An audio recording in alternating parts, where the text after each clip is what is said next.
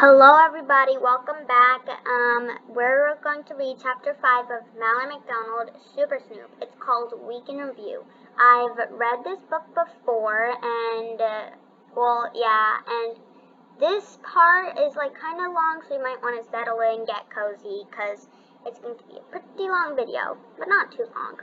A Week in Review. Question: what does Friday afternoon have in common with Sunday night? My answer: everything.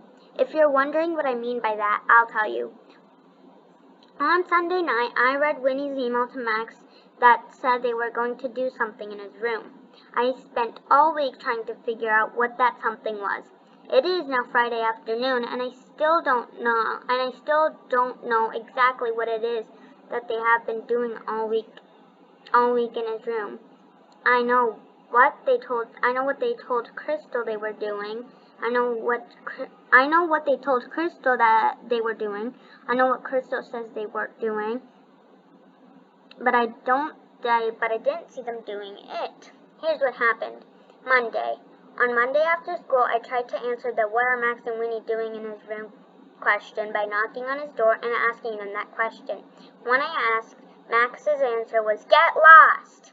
If you ask me, that was not really an answer, so I knocked again. This time Max opened the door and said that they were working on a science fair project. They didn't have time for any interruptions. Then he closed the door again. If you ask me, that was still not really an answer. The reason I didn't think that was an answer was because when Max opened his door, which I will admit kind of quickly, I didn't see anything like strange plants or smell anything like stinky chemicals that would make me believe that they were actually working on a science fair project. I thought maybe I could bribe them. So after a trip to the kitchen, I knocked on Max's door a third time. This time when I knocked, I said, "I have cookies." The good news is when I said that, Winnie opened the door. The bad news is she took the plate in my hand and shut the door just as fast as she opened it. And there's Winnie and Mallory with a plate of cookies.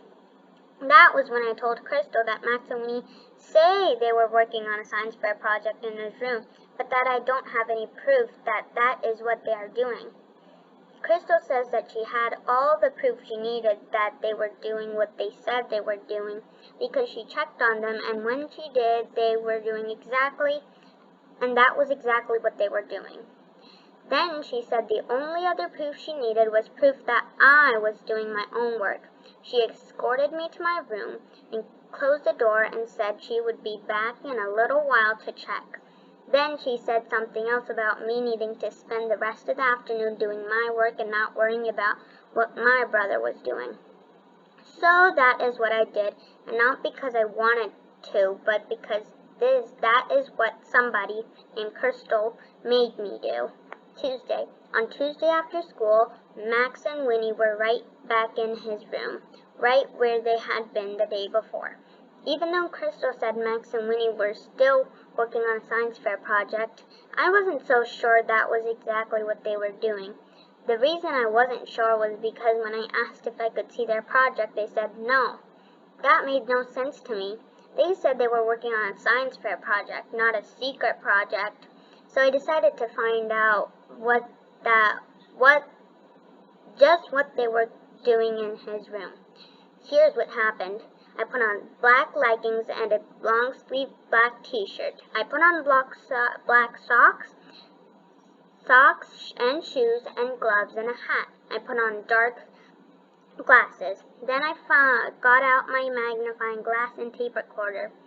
Then, when I looked in the mirror, I thought I looked exactly like a PI, which, if you don't know, is short for private investigator. I was ready to uncover the mystery of what Max and Winnie were doing in his room. I crawled down the hall like a cat. When I got to Max's door, I positioned myself outside his door. I turned on my tape recorder. I tried to look under the door. Just when I located 2 pairs of feet, I felt a hand around my ankle. It will probably not surprise you to hear that the hand belonged to Crystal. She took my tape recorder and walked me back to my room, where she played a little game of babysitter charades. It went like this. 4 words. Crystal held up a finger. First word, leave. She held up 2 fingers. Second word, your. She held up another finger. Third word, brother. She held up a fourth finger. Fourth word, alone. It didn't take a genius to put those 4 words together. Also, no genius required to know these were not the 4 words I wanted to hear. And there's Mallory and Crystal. Wednesday. The next day after school, Max and Winnie were right back where they were the day before and the day before that, in Max's room with the door closed. When I asked why they were spending so much time in his room, Max said, "Which part of 'we were working on a science fair project' is hard for you to understand?" The answer to that question, which I did not say out loud, was that none of it was hard for me to understand. I just didn't believe it. How long can a science fair project take? I'm no science fair project expert, but I don't see how it could take 3 days. So I decided to look and see if a science fair project can take 3 days. I went online and typed in, "How long can a science fair project take?" I pressed enter and waited for my answer. The answer the computer gave me was that some projects can take weeks or even months. So I clicked off the computer. Everybody knows you can't believe anything you read on the internet anyway. I knew something funny was going on in Max's room, and I was determined to find out what that something was. I tried to explain it to Crystal so she would understand. I told her I had my doubts that science was really what Max and Winnie were doing back there, but if they were, it could be dangerous science like creating explosives or making poisonous chemicals, and that as the babysitter in charge this week, she needed to check it out. When I said that, Crystal laughed, and she said she already checked several times and that I didn't need to worry. But I told someone needs to worry. I reminded her that there's lots of people and animals in the house that she's supposed to be the one in charge of and keeping them safe. Here's a little comic. The Adventures of Safety Girl. Lazy babysitter, mad scientist, disaster strikes. Safety girl to the rescue. Yeah, yes. Then she laughed even harder and said something about me being very creative. To be honest, I do not think she meant it as a compliment. Thursday. As you can see, I haven't had much luck in figuring out what Max and Winnie were up to, so on Thursday I decided to ask the smartest person I know for some help. That person is my friend Palma. When I told her what was going on, she told me that she had a feeling Max and Winnie were actually working on a science fair project because she knew the 6th grade was having a science fair. What Palma didn't know is that my brother had never worked on any kind of project for more than a few minutes. So it didn't make much sense that he was working on this project for a few days. I told Palma that. She said she's pretty smart about school projects, but she didn't know much about older brothers.